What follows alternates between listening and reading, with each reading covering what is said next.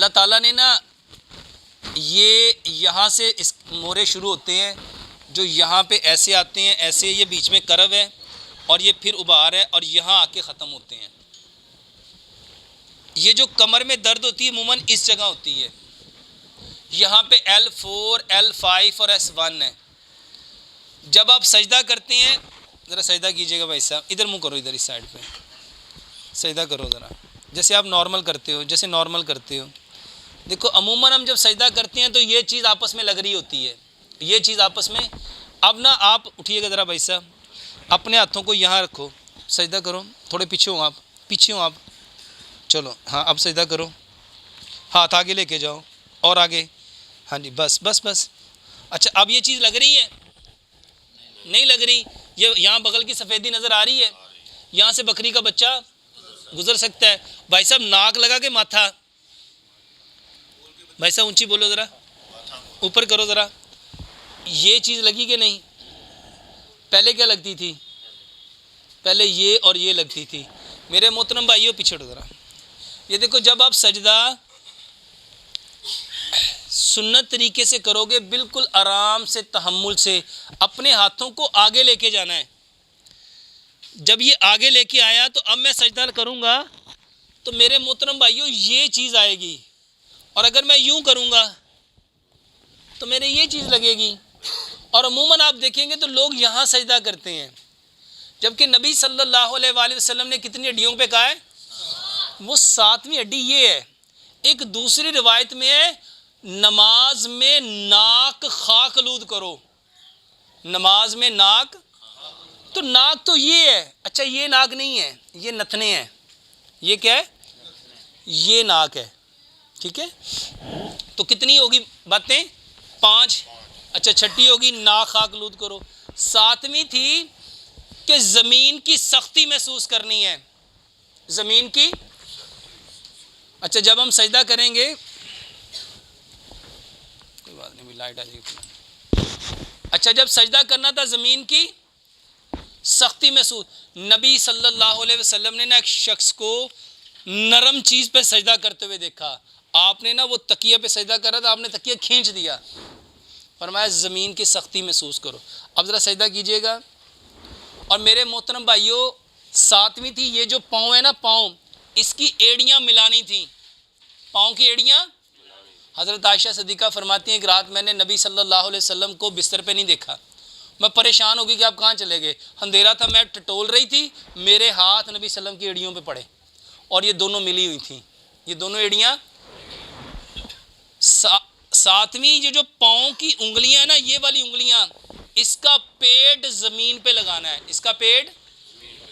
جس وقت آپ پیڈ زمین پہ لگاؤ گے تو 3 پریشر بلڈ اپ ہوں گے، سب سے پہلے یہاں پہ اور پھر یہاں پہ۔ پہلا پریشر آئے گا پیڈ کی انگلیوں پہ، اور اس کی وجہ سے کہاں آئے گا؟ اچھا یہ دیکھو یہ ایسے ہے اور یہ ایسے ہے، یہ تھوڑا زیادہ آگے چلیں گے، تھوڑا سا پیچھے ہٹو بھائی صاحب، ایسے۔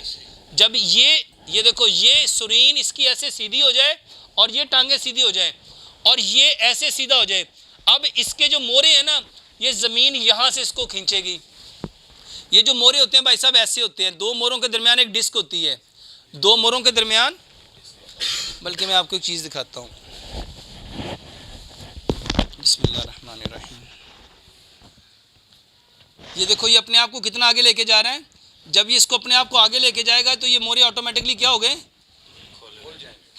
یہ دیکھو یہ مورے کھل گئے۔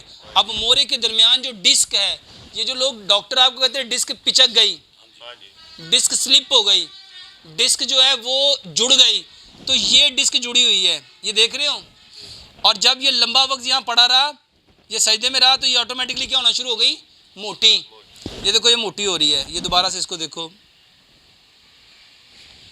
یہ سجدے میں گیا، یہ دیکھو جب یہ سجدے میں جائے گا تو یہ 2 موروں کے درمیان یہ ڈسک پہلے یہ دیکھ رہے ہو یہ پتلی ہوئی ہے، نظر آ رہا ہے؟ اچھا اب جب یہ لمبا وقت رہے گا تو یہ دھیرے دھیرے کیا ہونا شروع ہو گئی؟ یہ جتنے لوگ کہتے ہیں نا اس کی ڈسپلیسمنٹ کرنی ہے، اس کی ڈسک بدلنی ہے، تو ڈسک بدلنی چاہیے کہ سجدہ لمبا کرنا چاہیے؟ یہ بھائی آپ کے یہاں رہتے ہیں تنویر، آپ کتنی دیر کا سجدہ کرتے تھے، اٹھ کے ان کو بتائیے گا، اور کیا ملا ہے آپ کو؟ ابھی یہ بھائی مجھے صبح بتا رہے تھے کہ میں نے الحمدللہ کتنے منٹ کا سجدہ شروع کیا ہے؟ یہ کہتے ہیں میں 38 منٹ کا سجدہ کر رہا ہوں، اور کیا ہو رہا ہے دل کو؟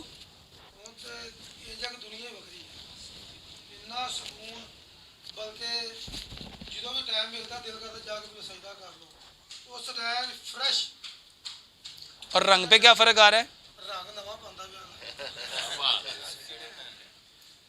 میرے محترم بھائی،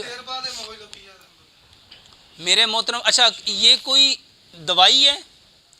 نبی صلی اللہ علیہ وسلم کی صحیح حدیث ہے، اگر لوگوں کو پتہ چل جائے نا سجدے میں کیا ملتا ہے، سجدے میں لوگ زندگی میں کبھی سر سجدے سے اٹھائیں نہ، لوگ سر سجدے سے، میرے محترم بھائیوں، اچھا یہ کتنی چیزیں ہو گئیں؟ اپنے ہاتھوں کو آگے رکھا، اپنے پاؤں کی انگلیوں کو یوں ملا دیا، زمین کی سختی محسوس کی۔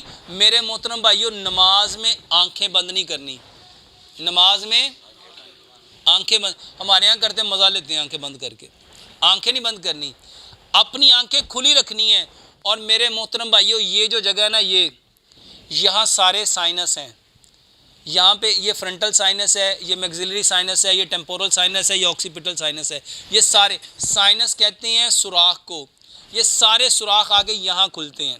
اور میرے محترم بھائیوں، جو عقل ہوتی ہے نا انسان کی عقل، شعور، فہم، ادراک، وہ بھی یہیں ہوتا ہے، وہ بھی آپ نے نا اس کو دبانا ہے، اس پوائنٹ کو کیا کرنا ہے، اور اس کو دبانا آپ نے زور لگا کے نہیں ہے۔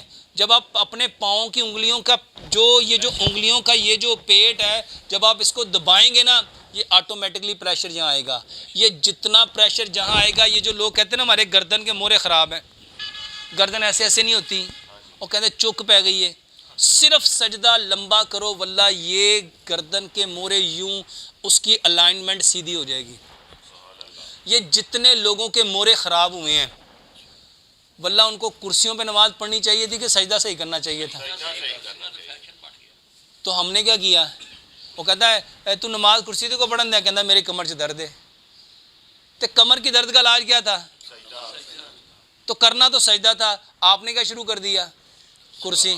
اچھا کرسی پہ بیٹھ کے کبھی کمر درد ٹھیک ہو سکتی ہے؟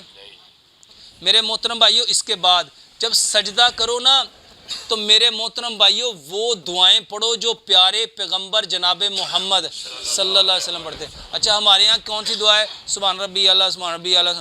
بندہ کہتا ہے ڈاکٹر صاحب میں پہلے 3 باری پڑھنا ہوں، میں 7 باری پڑھنا ہوں۔ اچھا 7 باری پڑھنے سے کتنا کا ٹائم لگ جائے گا؟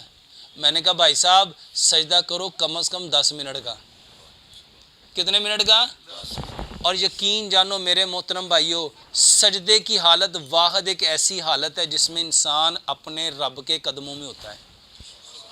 اچھا سوچو، جو اپنے رب کے قدموں میں آ گیا اس کا کوئی مسئلہ رہ سکتا ہے؟ اس کی کوئی پریشانی رہ سکتی ہے؟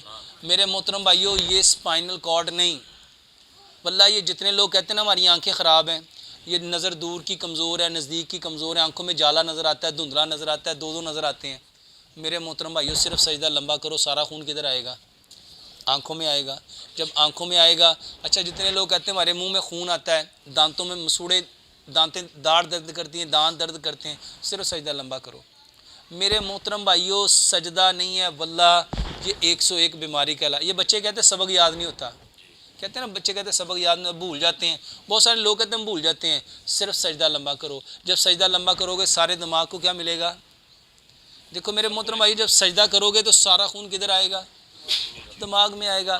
جتنا دماغ کو خون ملے گا دماغ کی پرفارمنس اتنی زیادہ بڑھ جائے گی۔ اللہ تعالیٰ ہمیں صحیح سجدہ کرنے کی توفیق عطا فرمائے۔